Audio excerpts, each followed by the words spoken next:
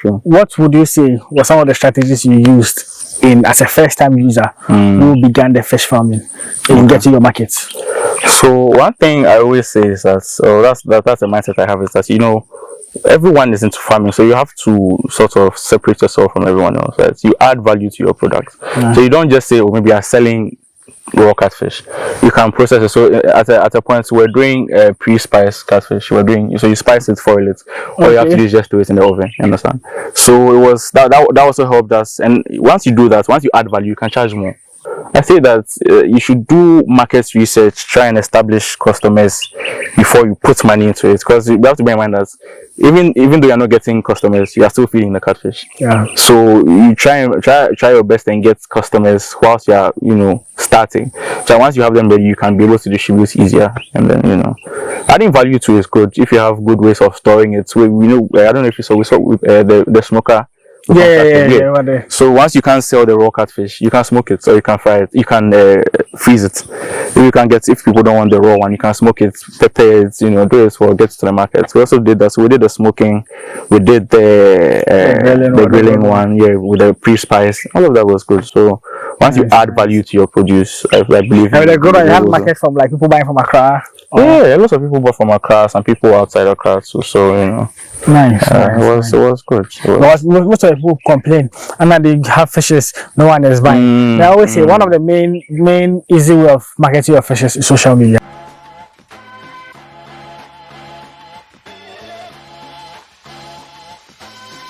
Welcome back to another exciting farming week in Ghana. If this is the first time seeing me, I'm Charles, and on this channel we talk about farming and agriculture here in Ghana. We are still on MultiSoft. That's still on MultiSoft Farms. Yeah. I'm here with Lesley. In this video, we're going to look at catfish and tilapia farming in Ghana. This is my first time visiting a catfish farm, or catfish tilapia farm, which has a very huge mud pond like this. So I'll show you guys the mud pond he has in here, how big it is, and even I don't know that's their farming catfish and tilapia currently is in here. But yes, if you are interested in starting your own catfish farm or even a tilapia farm, this video is meant for you, so you can get something useful as a beginner in starting your own fish farming here in Ghana. Before we get into the video, make sure you like this video for me, like so you promote to other viewers, subscribe to the channel so we all grow together, and share. The people out there who want to start their own farm, start their own fish farming business, they can be catfish, they can be tilapia here in Ghana. This information can be useful to them, so you can share it to them so they can get to learn more about it as well. Okay, without much ado, let's get into the video. Okay. So Lesley, we want to know, if I'm a new beginner, I know nothing about catfish farming and tilapia farming, how do I go about it? What am I supposed to do? Something that would be useful to me as a beginner to know in catfish farming and tilapia farming. Okay, so I'll start by saying that catfish are less. They're more robust. They're not as, you don't have to baby them like the tilapias. So if you want to start and you want a large room for error, I would say go with catfish first. Okay. Yeah. So the first thing is, if you want to start, you need a storage tank. So you can either go with a mud pond, you can go with a tarpaulin. I've seen a lot of people are going with a tarpaulin. Yeah, tarpaulin is the more domestic one. Exactly. People like farming. Yeah. Or then with outside the tarpaulin, like I've seen a lot of people doing the cement wall, the concrete ones. Some people have tiles in them, that kind of thing. Yeah. Yes. But what I would say is least.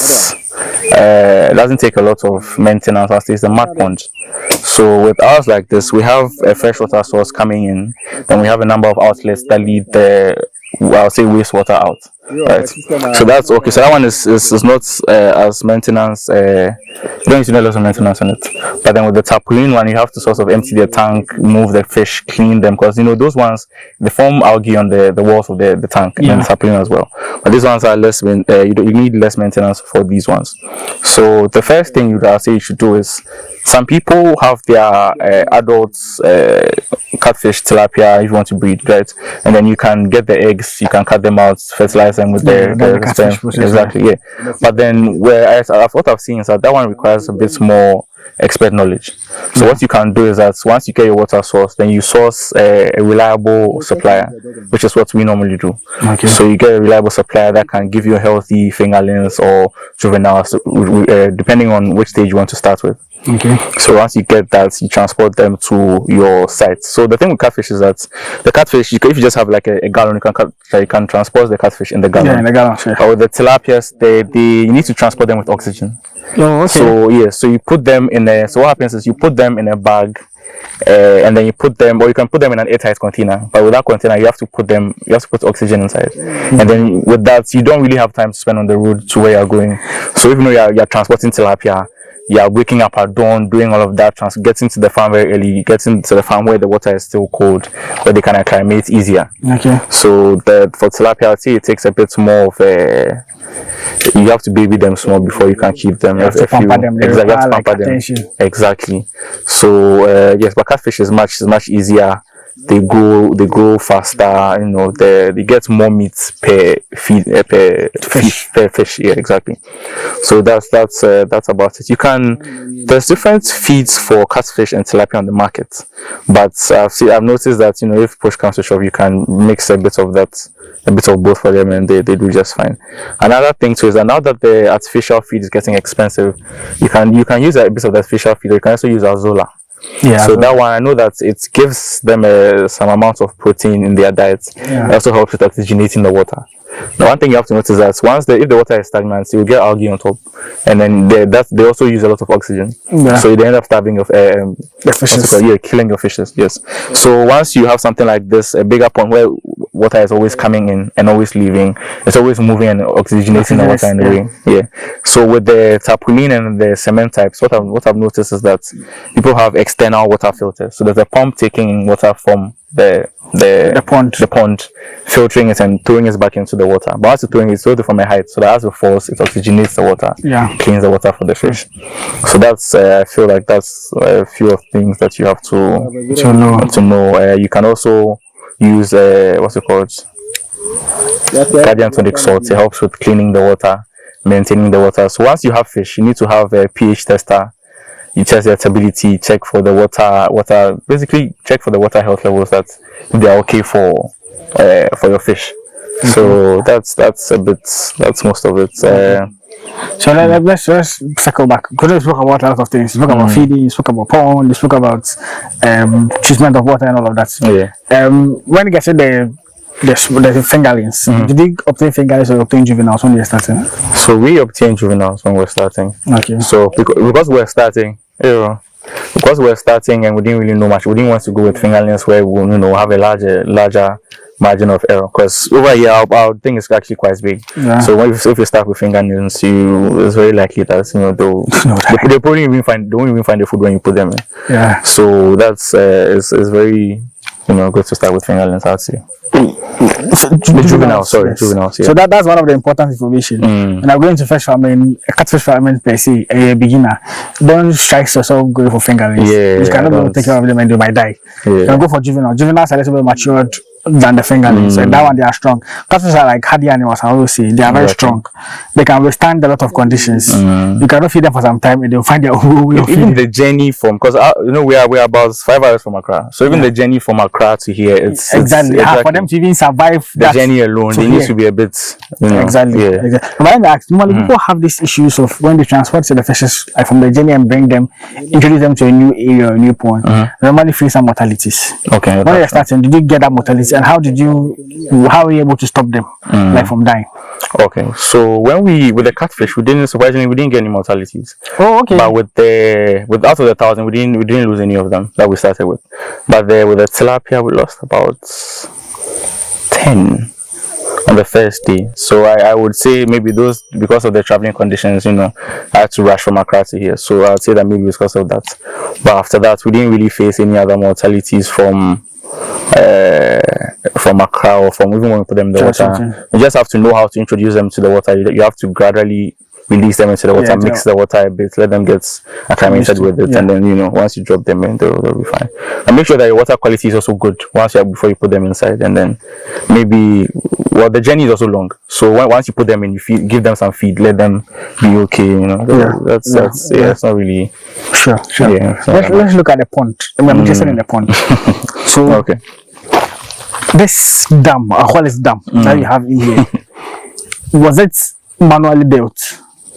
Or you guys, when they acquired the land, it was already dug out like this? Oh, it's manually. Oh, okay. So we dug it. We used an excavator to dig it. It was we actually rented the excavator to do a bit of work elsewhere on the farm. Okay. And then once it was done, we were like, why not just get this done? And then we ended up doing it. I think it took about 2 days or so. Yeah, so we dug the hole inside, and then put the sand on the edges, and then rammed it to make it a bit solid. So it wasn't really that much. Yeah, I think it's about 10 feet deep at the deepest side. Okay. Actually, no, should we about 14, because this pipe is 8 feet from the ground, so we could say maybe 15-16 feet deep. Wow. Yeah. We have a little access points at the other edge with the staircase. Yeah, so what goes through the pond? Let us know what you can. I see some pipes, I can see staircase, I can see outlets. Walk us through what you have in here. Okay. So initially when we started the pond project, we were looking for a source of water. So that was supposed to be a borehole of sorts for us to pump water into the pond. But then when we were digging, we faced there's some stubborn rock over there. So we weren't able to. We tried, it wasn't working. So both of them was actually supposed to be water sources for the pond. Both of the pipes over here. Okay. Yeah, they're actually supposed to be water sources. But then when we tried digging, it was proving to be a little stubborn. So what we did instead was we have a nearby stream just here. So we made a little dam by the stream. We dug a little pit by the stream, so it fills it and then continues on its way. So once it fills the pit, then we pump from there manually into the dam. So that's during the dry season. But during the rainy season, there's a secondary stream, a seasonal stream on the other edge. So during the rainy season, it comes and it seeps into the pond through the water table. Yes, so that's also fine. We also get the water table rising and supplying water into the dam. So this is supposed to be the inlet from the stream, the one we are pumping, okay. And then we have a secondary outlet just beside it. That's a large one. Yeah. So once the water level raises just to that side, it exits on this one through the culvert we've done on the other edge. We have a secondary an emergency exit in case the water gets too high, because it actually happens during the rainy season. The water level gets yeah. So we have a secondary exit. Now we have our stairs over there to get into the dam. So when you are introducing the fish, you have to be as gentle as possible. So we actually enter into the dam and introduce them to the bag slowly into the dam, and then they are fine. So that's what we have. We have a bit of vegetation. It helps keep the sand in place, and then prevents the walls from collapsing. And then and also once it fills with water, the fish have. Well, when you put the fish inside, some will be bigger than some, and they'll try to eat each other. So it helps them with hide and then. That is very true. Yeah. For those who don't know, catfish are very cannibalistic. Yes. The bigger ones will consume the small ones, so the small have to find a place to go and hide. Exactly. So you can either separate them, you sort them once you get them. So the big ones here, the small ones here. But we started by putting all of them together. Yeah. So our solution to prevent them from eating each other was introducing the tilapia. So instead of the catfish eating each other, they eat the tilapia fingerlings once they reproduce. So it helped us. We didn't really get a large mortality. So that's a good. So speaking about sorting, yeah. So I know from the traditional ways of doing the video, doing the sorting, like farming catfish, that those who do it in the concrete pond or even the tarpaulin pond, they can easily be able to sort them. That after every 2 months you separate the big one from the smaller one. Exactly. Yeah. So you concentrate on feeding the smaller ones to also be big, same as the bigger one as well. Yeah. So that one is easier. Yeah. But over here, how do you do sorting? So over here, if you want to reduce the cannibalism, you sort them before you put them inside. So if you are sorting, you make sure that you're getting only big ones. or they're getting only small ones, so that they are all around the same weight or the same size limit. Okay. So they don't really eat each other, because once you put them inside, it's almost impossible to get them back out unless you drain the pond or something. Okay. So sorting, I'll say do it before you put them in there.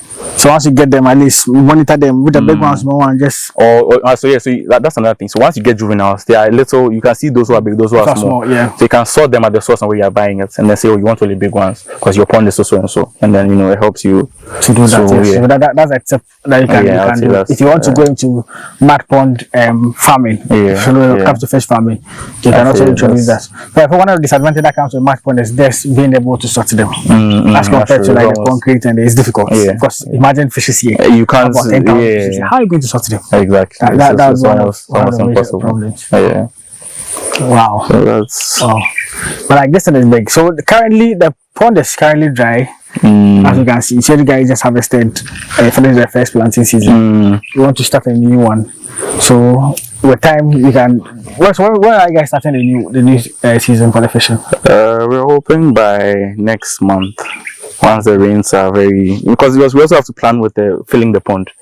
So if you want to fill it with our borehole, it will take a while. So once the rains are in, the seasonal stream also starts flowing, which is easier to fill it with the thing and then to maintain the water levels with it. And the good thing is that it already began raining, so. Yes, exactly. You see, yes, that's.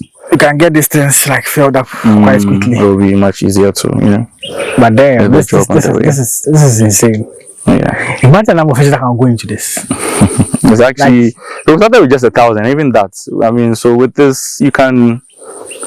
And it's big enough. They can be able to swim. I won't be joking if I say maybe 10,000 catfish. It can be more than 10,000. Yeah. It can be more than 10,000. I have to get the actual figures on the volume, and then you can do the. Yes, you can do the actual additional. Yeah, but this is huge. Yeah, yes. This is huge.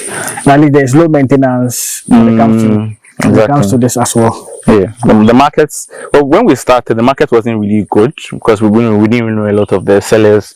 You text this person, and they will say, "Oh, I want the supply from my restaurant," and they don't get back, that kind of thing. Yeah. But then after a while trying with the first season, we have a few contacts that we know that once we have it ready, we have That's another thing with farming. You can have it in your hand and nobody will want to buy. You can't find somebody to buy, and then. So that's one of the main things that comes to fish farming. So someone will be watching us. We say we should people should go into catfish farming or tilapia farming. Basically catfish spacey. Because in Ghana, we know the traditional tilapia, people eat it. When it comes to catfish, it's not something that people are now getting used to catfish. Exactly. Yes, that's true. So most people have fishes, they farm them, and they find it difficult selling them out. That's true. What would you say were some of the strategies you used as a first-time user who began the fish farming in getting your markets? So one thing I always say is that that's a mindset I have, is that everyone is into farming, so you have to sort of separate yourself from everyone else, right? You add value to your product. So you don't just say, oh, maybe you're selling raw catfish. You can process it. So at a point, we're doing pre-spiced catfish. So you spice it, foil it. All you have to do is just do it in the oven. You understand? So it was that also helped us. And once you do that, once you add value, you can charge more. Exactly. So it's easier to do. You can do that for higher paying people. You can do that for more restaurants, events. You can cater for that. You can do same day delivery, that kind of thing. So I say that you should do market research, try and establish customers before you put money into it. Because you have to bear in mind that even though you're not getting customers, you are still feeding the catfish. Yeah. So you try your best and get customers whilst you are starting. So once you have them ready, you can be able to distribute easier, and then adding value to it is good if you have good ways of storing it. So I don't know if you saw with the smoker. Yeah. So once you can sell the raw catfish, you can smoke it, or you can fry it, you can freeze it. If people don't want the raw one, you can smoke it, prepare it, do it for get to the market. We also did that. So we did the smoking, we did the grilling one, with the pre-spice. All of that was good. So once you add value to your produce, I believe. And the good, you have market from people buying from Accra. Yeah, lots of people bought from Accra, some people outside Accra too. So nice.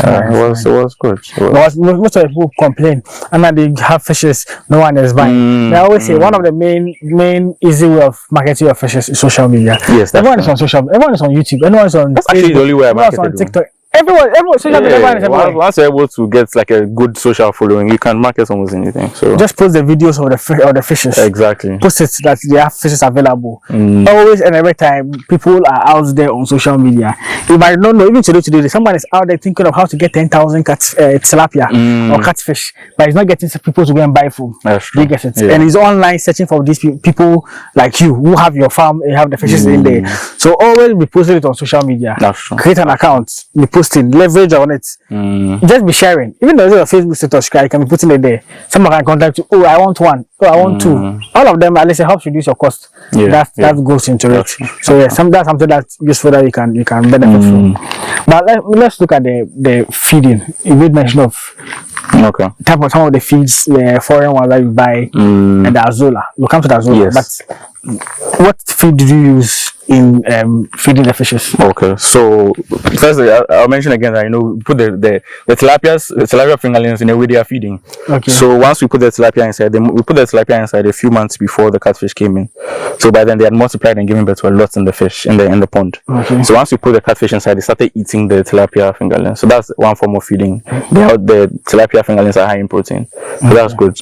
And then we added the Azola as well. It helps with the protein. It helps aerate the pond as well. And then we have the fish feed on the market. So we use kudis. Kudis. Yes, we use this. That's what we use from start to finish. I can say that it was very good. We didn't really have any problems with it. And how much did the kudis cost you? And how many times did you feed them the fishes in here? In a day? Yeah. In a day we feed them 3 times: morning, afternoon, evening. Okay. And then the bag. Kind of bag was about 200 and something. How many kg? 20. So that's the thing. That's a funny thing. When I bought it from Atimpoku, it was 200 and something cedis. But in Accra, they're selling the same feed for 400 and something. Yes, Atimpoku is like the main place to get them. It doesn't make sense. But how? But I think it's coming from Accra. So how is it cheaper over?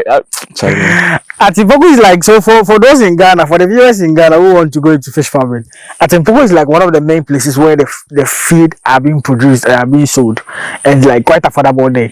You buy it anywhere else, I buy it in Accra, and then the fuel I used to transport it to the farm. It doesn't make sense than just getting it from Atimpoku and then just getting it. So that one is very true. Yeah. So with the feed, you have a lot of, you have the kujis, you have the rana, and there are other feed that you can use. There are some foreign, there are some locally made that you can go about, but that's kind of pricey. I think 20 kg, as I said, 250, 260, 230 thereabouts. Yes, initially used to be way less than that, but when the cost of meat and the feed and all those went up, at least it became a little bit pricey. But like those are some of the feed that you can go about. But the Azola, where did you get Azola from? So funny thing, when I was getting the kujis feed at Atimpoku, I met a fellow fish farmer. Okay. And he spoke about Azola and how beneficial it is for the farm, that kind of thing. So I source from him sometimes. Okay. I have another guy in Accra as well. So depending on when I'm coming or where I am, I can just source from each of them and then come and put all. Initially, I wanted to do a semi. Because they live on water, I wanted to do like a semi pond, go in there, just harvest and come and give, but it's still in the works. So and that's the best approach to do. Yeah. Grow it somewhere, scoop it, and use to feed them. Exactly. Don't put them directly on the so it has to be separated. Exactly. You just plant them, get this one, and just feed them. And like at least that's a good supplement to at least reduce the feed that you have. Yeah, exactly. And the cost of feed, especially the feeding fish, because most of these things, a lot of money goes into when it comes to like feeding them. Exactly. So to increase your profits, just try and reduce your cost of feed. Try and reduce the cost you put inside, and you'll be okay. Sure. Yeah. So when selling, how much did you sell one for? How long was this when you sold them? I sold my last. I had some frozen. I sold the last one a month ago. But then when we still had them in the pond, we were selling. I think the market price was 45 cedis a kilo. Per kilo, yeah. I think so. But that's if you are selling to the end user. But if you are selling to the market to anything, they already don't want to come and cheat you already. So we started at 30. Okay. Started at 30 cedis per kg. Yeah. That's for the raw, the frozen one. Okay. Yeah. The fresh ones. Yeah, the fresh ones. And the smoked ones. The smoked ones. So once you smoke the water inside reduces, so it reduces their weight. So you have to increase the pricing to be able to get. I think we did that for 35 or 40 a kilo for the smoked ones. I'm not. Yeah, I think it was over 40 a kilo for the smoked ones. Okay. Yeah. Okay. Yeah. So one thing about the smoking is, let's say, as I said, you have to process them, put them into other finished. If you start growing them and like they grow to some particular point, normally when they are 1 kg and above, it's best to sell them fresh. When they are less than 1 kg, and do the smoking. Then do the smoking. Because normally we sell them to these market women and they'll come and do themselves. So the ones we had, the mistake we made was that we raised them to be too big. So for us, you could weigh, and then some of them would be like 2.5 kgs for just one fish. For the smoked ones? No, like the raw smoked fish is just 2.5 kgs for just one fish. Yeah. So when you go to the markets, they try and complain about storage, that kind of thing. So they try and beat your price down a bit. So if you want to grow them to be big, you're better off selling to events, high-end customers, point and kill people. Yes, exactly. Yeah. So, but if you want to sell to the markets, women look out the market. You have to wait for them to get to 1 kg. And you have to mostly smoke them. Once they are small, you smoke them. Yeah. When they are small, you smoke them. They last longer. Oh, okay. Yeah, the larger ones, once you smoke them, you smoke them to use immediately, because you can't really, because of how big they are. If you wanted to smoke thoroughly to the middle, you might end up burning the outer part because it's too big. So it's better off smoking the smaller ones than the larger ones. You can smoke the large ones, but I'd say always go for the smaller. Yeah. Okay, that's fine. So with a smoker, you have around. You said you guys built it yourself. Yeah, I built it with my colleague from school, and we were here for a couple of days. So you got the raw materials, just put it together how? Yeah, so we bought the raw materials from home. We transported it here, and then we bought our. So just one of these days, we go buy the finished one. Yeah. Every time we built it, I was like, damn. Yeah, I mean, it's that's the thing. If you look at, because it was from my farm, I didn't really look at the cost. But then if you look at the cost of it on the market, and like a full size, like a large smoker like that, would not cost you less than maybe 10k. But when we made it, just the cost of raw materials, I don't think we passed the UK. Okay. So really, I mean, once you have the skill, and put it to use. I guess the mechanical engineering bit was working here. Yeah, so Charlie. Sure. That's nice. Is there anything you want to include when it comes to farming catfish and let's say tilapia in Ghana? I think I've said about it, but the markets.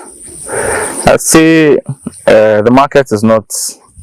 For first time started, the market isn't too good unless you get an established, maybe like an off-taker who once you have it ready, they come and load and go. That would be easier for you. But if you're not going to look for your customers, you store it, that kind of thing, it takes a lot of hidden costs come into your pocket, and then you don't really make a lot of money. Okay. So yeah. Sure. Okay. I think we'll end the first part of the video here. If there's anything you want to know when it comes to the business of catfish farming, start your own catfish farm in Ghana or wherever you are, just ask it in the comment section and I'll try and answer. And we'll in touch on everything else. And in this one, the main focus was farming fishes, whether catfish and tilapia, in a mud pond. And as you can see, this is a very huge mud pond they built or constructed, and it has the volume of fishes you can take in here is crazy. Imagine it's fully functioning. The season has begun. Water is up, and the fish in there. That would be crazy. Actually, there's some videos out. Yeah, that would be crazy. So yes, we include all of those in the edits for you guys to have as well. But yeah, we couldn't touch on everything. But if you have questions to ask, just let me know in the comment section. I'll be there to answer them for you. So yes, we'll end the video here. Kindly like this video. Subscribe to the channel so we go together. Question 100,000 subscribers before the year ends. So please subscribe to the channel so we grow, and subscribe so at least we can grow the family, be educated and inspire more people to get into agriculture. Like so you to promote this video to other people as well. I'll see you guys in the next one. Peace out.